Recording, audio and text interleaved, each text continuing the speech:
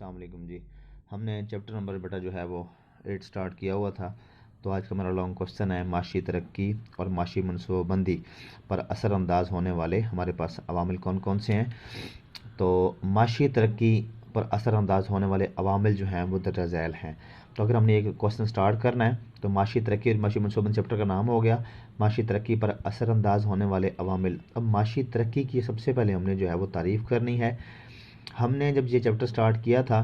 تو ہم نے پروفیسر آرتھر لیوس کی تعریف پڑھی تھی, ہم نے پروفیسر واٹسن کی تعریف پڑھی تھی, ہم نے کنٹل برگر کی تعریف پڑھی تھی, ہم نے مائر اور بیلڈون کی سب سے جامع اور تعریف بھی پڑھی تھی. تو اگر کسی ملک کی حقیقی قومی آمدنی ایک طویل عرصے کے لیے بڑھتی ہے اور اگر یہ آبادی میں اضافے سے زیادہ تیزی سے اگر بڑھتی ہے حقیقی قومی آمدنی, تو ہم کہہ سکتے ہیں کہ ملک میں معاشی ترقی ہو رہی ہے, ادروائز ملک میں معاشی ترقی نہیں ہو رہی. تو ہم نے معاشی ترقی اگر ہم دنیا کو دیکھیں تو وہ معاشی ترقی کے لحاظ سے 3 حصوں میں تقسیم کیا گیا ہے. میں نے آپ کو پڑھایا تھا کہ ایک ہمارے پاس پسماندہ ممالک ہوتے ہیں, ترقی پذیر ہوتے ہیں اور ترقی یافتہ ہوتے ہیں. جو ترقی کر چکے ہیں وہ ترقی یافتہ ہیں, جو ترقی کر رہے ہیں یہ ہمارے پاس جو ہیں وہ ترقی پذیر ہیں. جو ابھی تک ترقی کے راہ پہ گامزن نہیں ہوئے انہیں ہم کیا کہتے ہیں, پسماندہ کہتے ہیں. تو اگر ہم معاشی ترقی پر اثر انداز ہونے والے عوامل کی بات کریں تو وہ درجہ ذیل ہیں. معاشی ہوتے ہیں, سیاسی ہوتے ہیں اور ہمارے پاس کون سے ہوتے ہیں, معاشرتی اور سماجی ہوتے ہیں. اگر ہم بات کریں معاشی عوامل کون کون سے ہیں تو معاشی عوامل جو ہیں بہت درجہ ذیل ہیں. اس میں سب سے پہلے قدرتی ذرائع ہے, انسانی ذرائع ہے, ٹیکنالوجی ہے, تشکیل سرمایہ یا سرمایہ اندوزی ہے, ذرائع قوت ہے, ذرائع نقل و حرکت ہے, تعلیم و تربیت ہے اور صحت اور خوراک جیسی جو ہے وہ سہولیات جو ہیں یہ لکھی گئی ہیں. اب ہم ان 1 بائی 1 ان سب کی کیا کرتے ہیں جی, وضاحت کرتے ہیں. تو دیکھتے ہیں جی کہ وہ کیا کہتا ہے ان کے بارے میں. تو قدرتی ذرائع, کسی ملک کی معاشی ترقی میں قدرتی ذرائع جو ہے وہ اہم کردار ادا کرتے ہیں. قدرتی ذرائع سے مراد کسی ملک میں موجودہ جو معدنیات ہیں, نباتات ہیں, حیوانات ہیں, جنگلات ہیں, جو کچھ بھی زمین کے اوپر ہے, زمین کے اندر ہے, یہ کرہ ہوائی میں قدرت نے مفت میں دیا ہوا ہے, انہیں ہم کیا کہتے ہیں, قدرتی ذرائع کہتے ہیں جو اللہ تعالیٰ نے ہمیں مفت میں دیے ہوئے ہیں. اب جس ملک میں جتنے قدرتی ذرائع زیادہ ہوتے ہیں ملک ترقی اتنی زیادہ کرتا ہے, جس ملک میں قدرتی ذرائع جتنے کم ہوتے ہیں وہ ترقی اتنی کم کرتا ہے. اب وہ ترقی یافتہ بن جاتا ہے جس میں جتنے قدرتی ذرائع زیادہ ہوتے ہیں. مثال کے طور پر امریکہ ہے, برطانیہ ہے, جرمنی ہے, یہ وہ ممالک ہیں ان ممالک میں ذرائع کا مناسب استعمال نہیں کیا گیا, وہ پسماندہ رہ گئے ہیں. جن میں زیادہ کیا گیا ذرائع کا زیادہ استعمال ان میں امریکہ ہے, برطانیہ ہے, جرمنی ہے, اور جن میں نہیں کیا گیا ان میں پسماندہ ہے ہندوستان ہے, افریقہ ہے, یہ مشرق وسطیٰ کے ممالک جو ہیں وہ شامل ہو جاتے ہیں. اب اس کا مطلب یہ ہوا کہ جس ملک میں جتنے قدرتی ذرائع زیادہ ہوتے ہیں اس ملک میں معاشی ترقی اتنی زیادہ ہوتی ہے, جس ملک میں جتنے قدرتی ذرائع کم ہوتے ہیں اس ملک میں اتنی معاشی ترقی کم ہوتی ہے, کیونکہ قدرتی ذرائع کسی ملک کی معاشی ترقی کو بدلنے کی اہمیت رکھتے ہیں. اب دوسرا ہے جی ہمارے پاس انسانی ذرائع.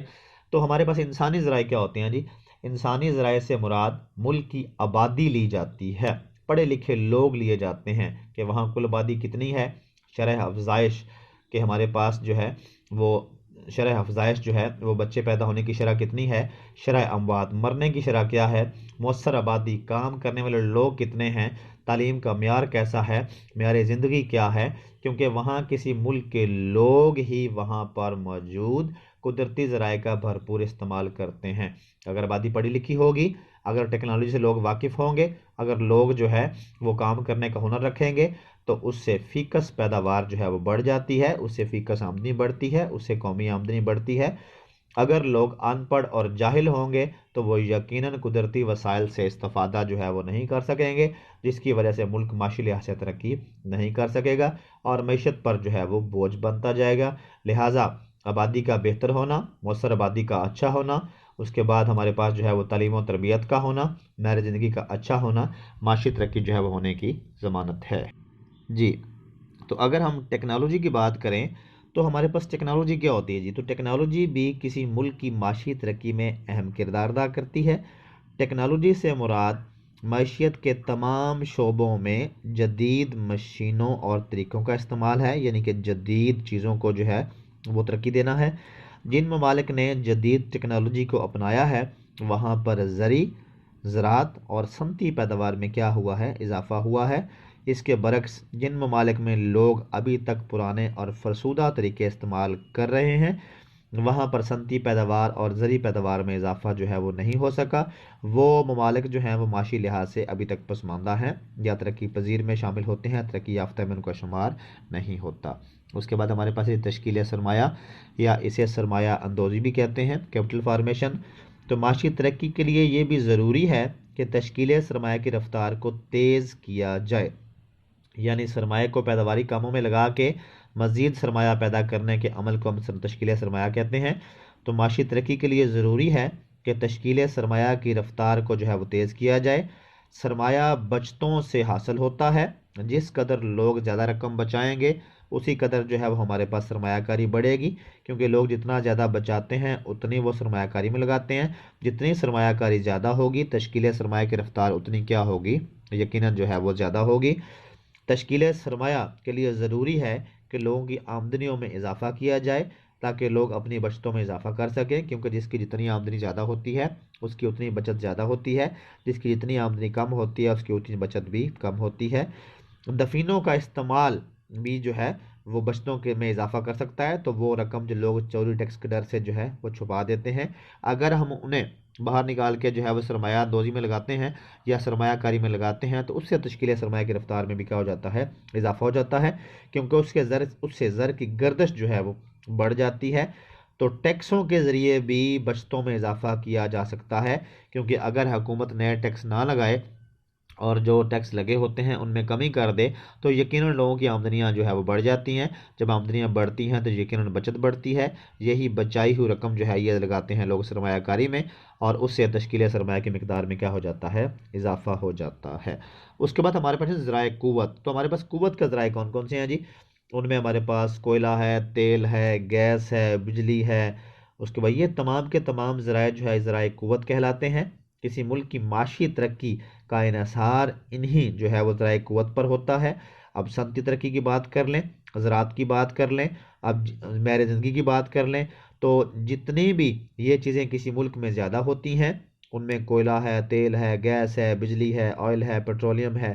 تو اس کا مطلب یہ ہوا کہ یہ جتنی چیزیں زیادہ ہوتی ہیں اس ملک میں معاشی ترقی کی رفتار اتنی کیا ہوتی ہے، زیادہ ہوتی ہے۔ اب ذرائع نقل و حرکت ہے جی ہمارے پاس، ذرائع نقل و حرکت، تو ذرائع نقل و حرکت میں ہمارے پاس جو ہے وہ شاہراہات ہیں، ریلیں ہیں، آبی راستے ہیں، بندرگاہیں ہیں، ہوائی جہاز ہیں، یہ تمام کے تمام جو ہے وہ شامل ہوتے ہیں۔ یہ تمام کے تمام جو ذرائع ہیں یہ مصنوعات کو، اس کے بعد ہمارے پاس خام مال کو، غلہ، سیمنٹ، زراعت، صنعتی پیداوار، افرادی قوت، کام کرنے والے لوگ، ان کے ذریعے جو ہے وہ ایک جگہ سے دوسری جگہ جاتے ہیں یا آتے ہیں۔ تو جس ملک میں جتنے زیادہ ہوتے ہیں اس ملک میں یقیناً معاشی ترقی جو ہے اتنی زیادہ ہوتی ہے، جتنی آمد و رفت زیادہ اور اچھی ہوتی ہے۔ رسل و رسائل جو خبر رسانی کے ذرائع ہیں ان میں رسالہ جات ہے، پوسٹ آفس ہے، ٹیلی ویژن ہے، اس کے بعد ہمارے پاس ریڈیو ہے، انٹرنیٹ ہے، ڈاک ہے، تار ہے، یہ جتنے زیادہ ہوتے ہیں یقیناً اس ملک میں معاشی ترقی کا رفتار اتنا کیا ہوتا ہے، زیادہ ہوتا ہے۔ اس کے بعد ہمارے پاس رہی تعلیم و تربیت، تو تعلیم و تربیت جو ہے کسی ملک کی معاشی ترقی میں اہم کردار ادا کرتی ہے۔ تعلیم سے بہرہ ور نہ ہونا صرف مادی اور معاشی خوشحالی کا ضامن نہیں بلکہ ذہنی اور روحانی جو ہے وہ ہمارے پاس جو ہے روحانی سکون بھی اس سے ملتا ہے۔ تو جتنے کسی ملک میں لوگ تعلیم و تربیت زیادہ رکھتے ہیں، جتنا لوگ زیادہ پڑھے لکھے ہوتے ہیں، یقیناً اس ملک میں معاشی ترقی اتنی کیا ہوتی ہے، زیادہ ہوتی ہے۔ اس کے بعد ہمارے پاس ہے صحت اور خوراک، تو جتنی جس ملک میں خوراک اچھی ملتی ہے، جتنا جو ہے وہ خوراک صاف ستھری ہوتی ہے، جتنا جو ہے وہ لوگ اچھا کھاتے پیتے ہیں، یقیناً جو ہے اس ملک میں اتنا جو ہے وہ صحت کیا ہوتی ہے، اچھی ہوتی ہے۔ جتنا کسی ملک میں خوراک اچھی ہوتی ہے، لوگ اچھا کھاتے پیتے ہیں، صاف ستھرا کھاتے پیتے ہیں، لوگوں کی صحت خراب نہیں ہوتی، لوگ اتنا کام زیادہ کرتے ہیں، افرادی قوت اتنی زیادہ ہوتی ہے، لوگ جو ہے وہ تندرست اور توانا رہتے ہیں، لوگ بیمار نہیں ہوتے، تو اتنا لوگ کام زیادہ کرتے ہیں، یقیناً جو ہے وہ اتنا ملک میں معاشی کی رفتار تیز ہو جاتی ہے۔ تو یہ تھے ہمارے پاس جی وہ تمام کے تمام ذرائع جو ہم نے معاشی ترقی کے لیے دیکھے ہیں اور یہ معاشی عوامل ہیں۔ اس کے بعد ہم دیکھتے ہیں کہ ہمارے پاس سیاسی عوامل کون کون سے ہوتے ہیں۔ سیاسی عوامل، تو معاشی ترقی کے لیے ضروری ہے کہ ملک کے سیاسی حالات بھی سازگار ہوں یعنی مددگار ہوں۔ اگر ملک میں سیاسی استحکام نہیں ہوگا، یعنی کہ اگر آئے دن ملک میں لڑائی جھگڑے، قتل و غارت، جنگ، رقابت، افراتفری اگر یہ ہڑتالیں، جلسے، جلوس، تالہ بندیاں اگر یہ تمام کے تمام ہوں گے تو یقیناً ملک میں کوئی بھی بندہ سرمایہ کاری کرنے کے لیے تیار نہیں ہوگا۔ جب لوگ سرمایہ کاری نہیں کریں گے تو اس کا مطلب یہ ہوا کہ ملک میں سرمایہ کاری نہیں ہوگی، سرمایہ کاری نہیں ہوگی تو لوگوں کو روزگار نہیں ملے گا، روزگار نہیں ملے گا تو یقیناً لوگوں کی آمدنی نہیں بڑھیں گی، معاشی ترقی نہیں ہوگی۔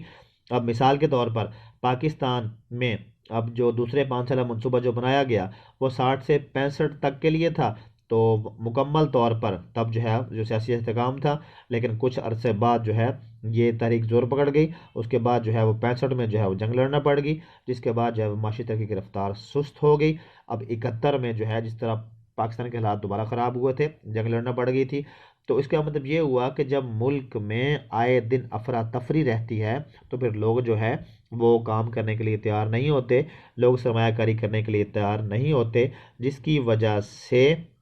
ہمارے پاس جو ہے معاشی ترقی کی رفتار بڑھتی نہیں بلکہ کم ہو جاتی ہے۔ اب 77 میں جنرل ضیاء الحق نے مارشل لا نافذ کر دیا، جمہوری حکومت ختم کر دی۔ 88 سے 96 تک جو ہے پھر پاکستان نے 8ویں ترمیم کے ذریعے جو کئی بار جو ہے وہ حکومتیں جو ہے وہ منتخب ہوئیں اور حکومتیں جو ہیں وہ ٹوٹتے رہیں، تو ملک جو ہے وہ سیاسی افراتفری کا شکار رہا، جس کی وجہ سے سیاسی حالات بہتر نہیں ہوئے۔ جنرل مشرف نے آ کے نواز شریف کی حکومت کو ختم کر دیا، اقتدار خود سنبھال لیا، تو آئے دن جو ہے وہ ملک سیاسی افراتفری کا شکار رہا، جس کی وجہ سے سرمایہ کاری نہیں ہوئی۔ تو جب ملک میں آئے دن لڑائی جھگڑے قتل و غارت وغیرہ جو ہے وہ رہتے ہیں تو اس سے یقیناً جو ہے وہ سرمایہ کاری بڑھتی نہیں بلکہ کم ہو جاتی ہے،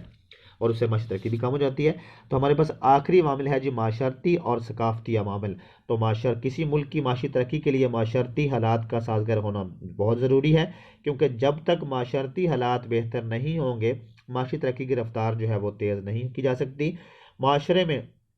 اب ہم خود بھی اگر اس بات کے لیے تیار رہنا چاہتے ہیں کہ اگر ہم خود جو ہے اپنے معاشرے کو بدلنا چاہتے ہیں تو ہمیں اپنے آپ کو بدلنا ہوتا ہے، جب تک ہم اپنے آپ کو نہیں بدلتے یقیناً جو ہے وہ ہم معاشی ترقی کی طرف نہیں جا سکتے۔ تو اگر ہم خود اپنے آپ کے اندر تبدیلیاں پیدا کرتے ہیں تو یقیناً جو ہے وہی بات ہم معاشرے پہ اپلائی کر سکتے ہیں۔ معاشی ترقی ممکن تب تک نہیں ہوتی جب تک ہم اپنے آپ کو یا اپنے معاشرے کو جو ہے وہ نہیں بدل لیتے، تو معاشی ترقی ممکن تب تک جو ہے وہ نہیں ہوتی، لیکن جب تک لوگ خاندانی منصوبہ بندی پر عمل نہیں کرتے اس وقت تک آبادی پر کنٹرول نہیں کیا جا سکتا۔ اس سلسلے میں مہذب جو ہے وہ رکاوٹ بن سکتا ہے، کیونکہ مہذب ہمیں اس بات کی اجازت ہرگز نہیں دیتا کہ آپ جو ہے وہ آئے دن لڑائی جھگڑے قتل و غارت کریں، تو اس وجہ سے ہمارے پاس جو ہے وہ مؤثر منصوبہ بندی نہیں ہو سکتی، تو جس کی وجہ سے معاشی ترقی نہیں ہو سکتی۔ تو معاشی ترقی کے لیے معاشرتی اور ثقافتی عوامل کا سازگار ہونا بھی مددگار ہونا بھی ضروری ہے۔ یہ تھے جی وہ عوامل جو معاشی ترقی پر اثر انداز ہوتے ہیں۔ پہلے ہم نے معاشی پڑھ لیے، پھر ہم نے سیاسی پڑھ لیے، اور پھر ہم نے کچھ کیا دیکھ لیے جی معاشرتی دیکھ لیے۔ یہ تھا جی آج کا ہمارا لیکچر۔